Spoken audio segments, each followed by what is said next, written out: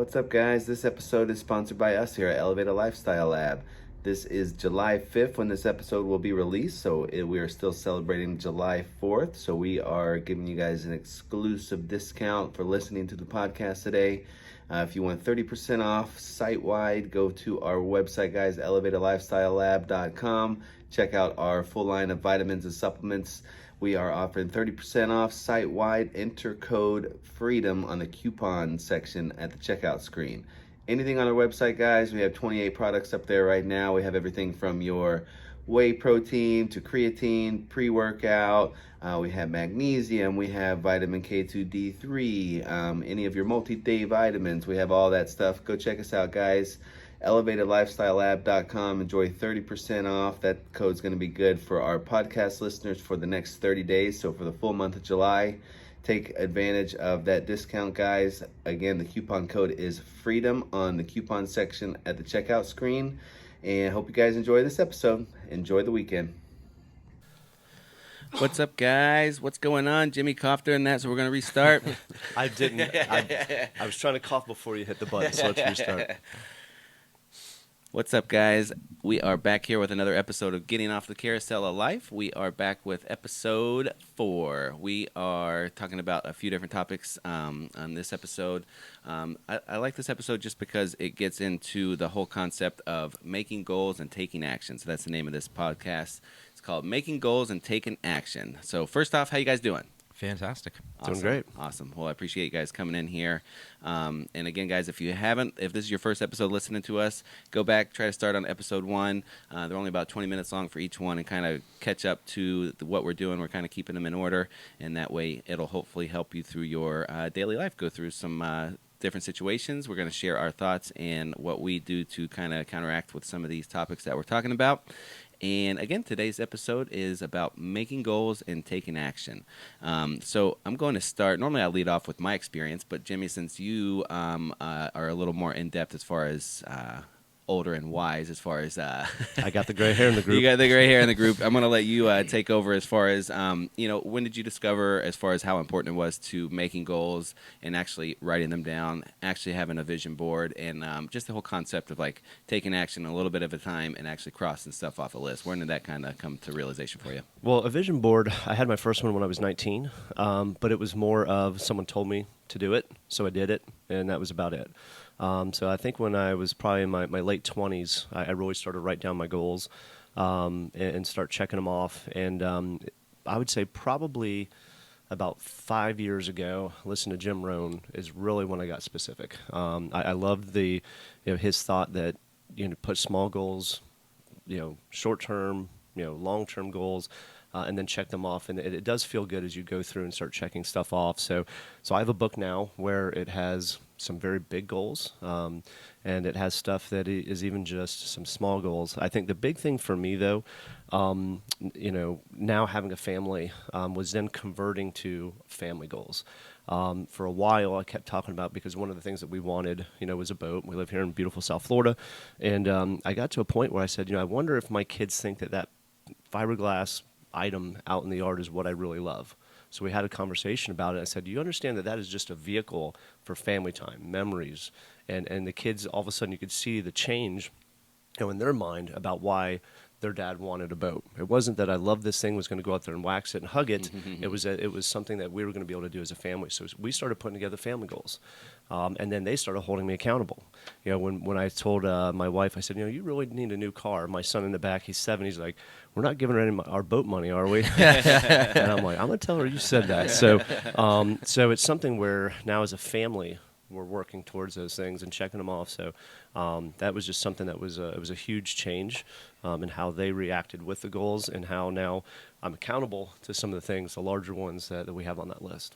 Oh, that's great. Yeah, I didn't even think about even bringing up like having a family goal. Obviously, some people don't have families, but it's super important to, because I've been the same. I've been making goals for myself of self-improvement and self-development. I'm going to run this race. I'm going to do this. But yeah, you really have to take a step back and kind of incorporate especially if you have a family, of what the family goals would be. Yeah. It's huge. Right. Yeah. Writing down the goals. And I just started doing this in the last year, like actually writing them down. And even Robin and I, my wife, we started doing some together, and I want to do some with the kids now. But like literally writing down the goals is literally like you getting in the car and turning on your GPS. That's all it is. Like you if you and for a long time, like I had the goals in my mind. That is not as powerful as writing them down, looking at them, meditating on them, thinking about that. And I have manifested a few things in my life, and I, use that word, and it can mean a bunch of different things. But like the house that we're in now, like there are certain aspects of that house that I, in my mind, like knew that I wanted, like certain aspects of the pool, the fact that it has like gas, like a gas stove, and there are little things that I wanted. And I actually just recently, we were talking about it earlier, I finally got a car that I wanted for a while. So Yeah, you did. Yeah, so I've been thinking about it for a long time, and now that it happened, the funny thing is this is actually like you and I were talking about it earlier. Like I felt, now that I got that thing, like I almost feel weird about it. Like there was some anxiety around like, oh my gosh, I got this. So I own my own business, and I was kind of worried about basically what my employees would think. Like, who's this douchebag like rolling up in his nice car and stuff like that. And it's not this crazy car. I've got friends with way nicer cars than me, but it was a car that I've been chasing after. So it's like I kind of attained that goal. So it does feel great, but my personality is like, I was talking to somebody yesterday, Dale Walls actually. He's got a podcast called Lion's Guide, and this is funny to say out loud because it sounds hypocritical, but basically like we were talking about how our humility actually gets in the way. So it's like I'm almost bragging about me being humble, which is why it's ironic. But like we let our humility actually like take us down a notch. So what that means is like I let people walk over me sometimes, or walk over me because I think less of myself, or I put myself in that position purposefully to so that people have like some sort of control or something like that. I'm still kind of navigating the emotions behind that, but that's something that we talked about yesterday, so it's kind of fresh in my mind. And that's kind of what happened when I actually attained that goal. Is I was like, man, do I really deserve this? And I just kept thinking about it, and I finally it took me a little while to kind of get over that, and I talked to my wife about it, but I'm gonna go get in that car here and enjoy my ride to work. Yeah, So man. it's What nice. do they call that? Like imposter syndrome? Like you feel Yes, like yeah. I shouldn't be driving this. What am I doing? Yes. Yeah.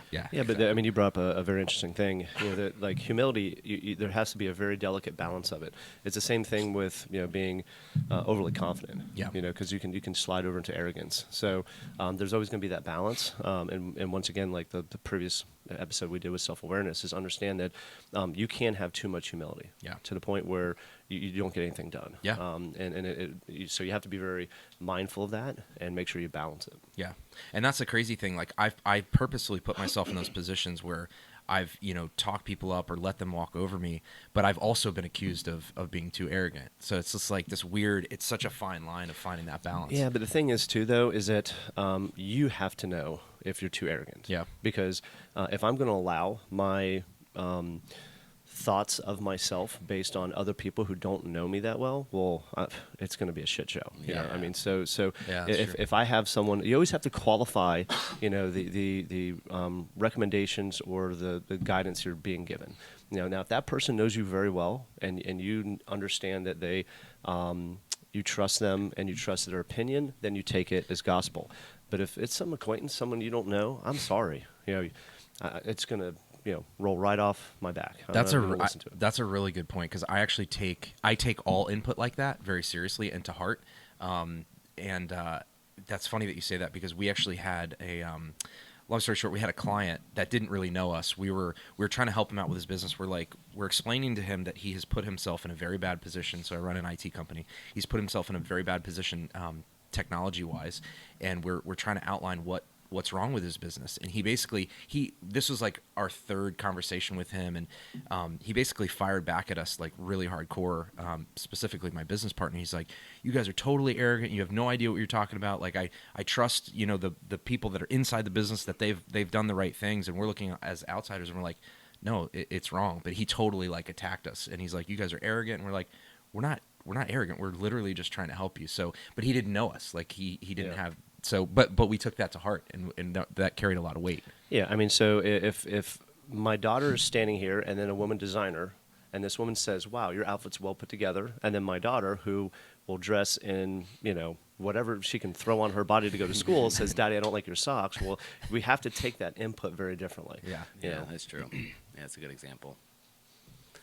And what about you, Paul? As far as like making goals, I guess we can get into. A lot of people have problems with making goals, whether they're big or small, and then looking at it like it's just too big of a hill to climb. Yeah. Jimmy, you have any tips or anything that you do as far as breaking that goal down? Meaning, like, okay, you wanted to pay this car off. All right, so what's next? Like, Yeah. oh, I got you got to pay off X amount of dollars.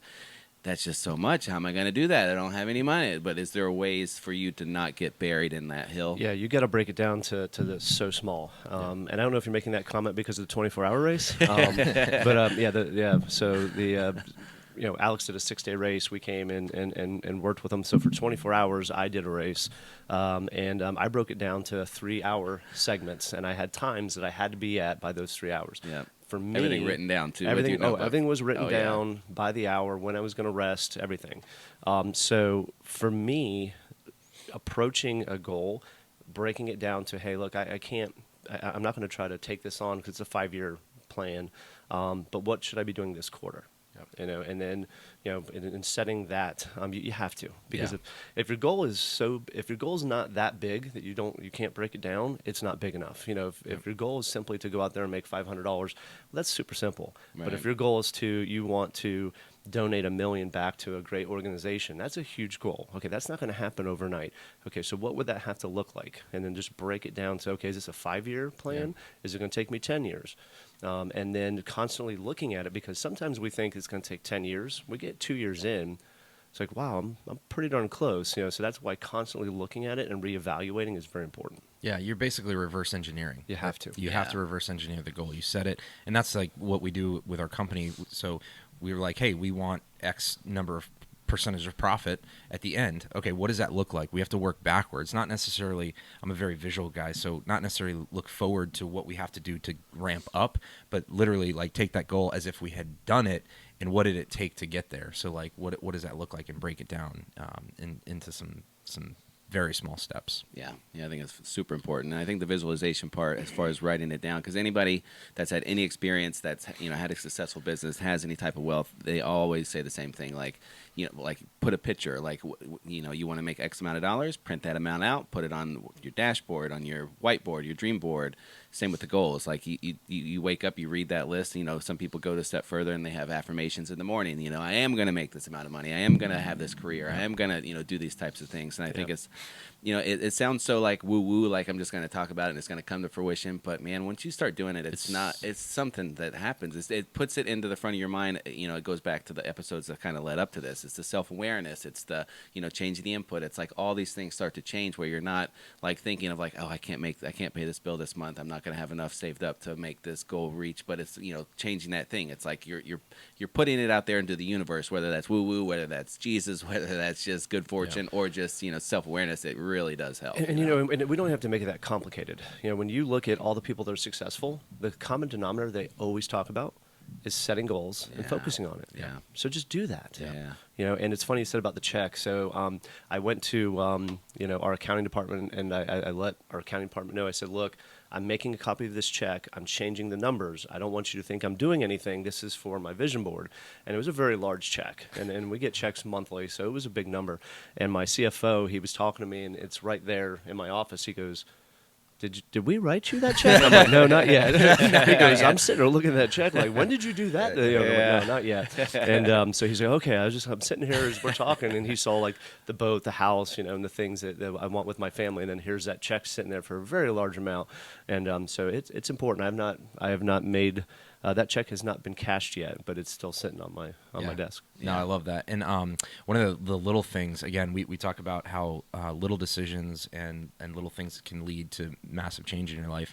One of the little things that I actually started doing, I built out my garage into a little gym, so I've been working out there a lot. And I have a TV in there, and there's this YouTube channel called Lifestyle Production Group, and they do like badass videos of like really cool houses, and I'll sit there and lift weights and just stare at these massive houses and stuff like that. And again, life is not that, that's not the end goal. It's not because I want material possessions, but again, like that boat, like it's memories and things like that. And who doesn't want a nice house. Sure. So, but like watching that stuff and just kind of visualizing, like, man, I could see myself laying on that pool, or I could see myself in that kitchen, and because I love to cook, and so just like visualizing that and doing that is I think it's powerful. It really is. And I, like you said, kind of that whole spiritual thing. Like, I was raised in the Christian church, and like when you start talking about that in that sphere, the people get a little weird. They don't. They're like, that's not really kind of. But I tell you, just having been raised like that, like it is real. Like it's again, I think it's all about just those goals, like just setting your GPS. That's it. Like you set the destination where you want to go, and you know you get there eventually, as long as you are checking that GPS often.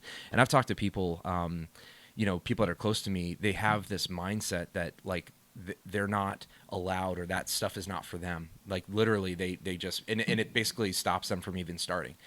So they have these mindsets that keep them from even starting or even writing down those goals. They're just like, oh well, maybe I'm not meant to have success in life. And I'm like, and even like older people, you know, I was talking to somebody the other day, and you know, he's a little bit older, and he's like, well, you know, I'm kind of reaching the end of my life, and he's in his 50s. Like he's like, and I'm like, are you kidding me? Like it's never too late to start that. No. So you know, it's the daily thing. Like you just get up and you move towards that goal every day. Yeah, I think it's super important too on the taking action portion of all this. Is it really, you know, people look at these goals like we're saying, and you know, you need to break them down. You need to do this each day, and I think people they underestimate what's that saying that somebody says? They underestimate what they can do in a year and overestimate what they can do in 10 years, or maybe I got that backwards or whatever. But it's just like, even for me, it was kind of a wake up, even for building an elevated lifestyle. Like it's just like, you know, I just worked on it for like a couple hours a week for like a year, and it's like nothing's really happening, and then, you know, 18 months later, it's like, oh, I got like a little studio, and I got like a business now, and it's like these things, like it and I continuously try to remind myself, like, even if it's just like, just do one email, just do one post, just like one thing, but do it just consistently, do something. and man, does it add up? Like it really does. The compounding effect of it is just it's awesome. I had one of the guys in my office, so I never beat myself up. If, let's say, I'm supposed to look at it, let's even say monthly. Let's not even, because some folks, I mean, we had a guy in our finance business that his watch went off every hour. He said, what have I been doing in the last hour to get my business forward? Not many people can do that. Yeah. But let's say you look at it weekly, all right, and you fall off for 3 weeks. Who cares? Jump right back on. I had a guy in my office, and he kind of was down on himself. I'm like, look, you fell off the wagon. Who gives a shit? Get up, start running, and jump back on. The longer you wait, the longer that wagon's going to be down the road. Yep. So as soon as you have identified 2 weeks, 3 weeks, whatever it is, get up, get back on, and get right back on it. You know, because, I mean, just like you set a vessel in a certain direction, you know, you can be doing stuff. It's still going to be moving that way. Now, you may be a little off target, so as soon as you identify that, change course and then keep going. Don't sit there and say, well, it's been 2 months. I guess this is not for me.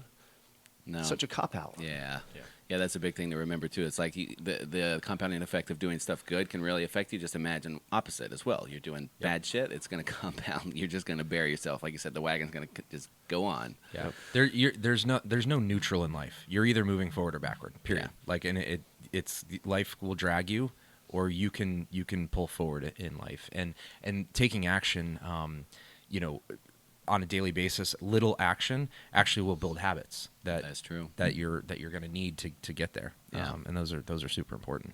Yeah, it's very important. Awesome, guys. You guys want to add anything else? Making goals or taking action? Anything else you want to add to it? Just do it. Just do it. Just do it. Just take execute. That first step, right? Just execute, and don't let, like I said, don't let the day before affect what you're going to do today. I think that's super important, because that's something that I do. You know, and that's like when you think of like dieting.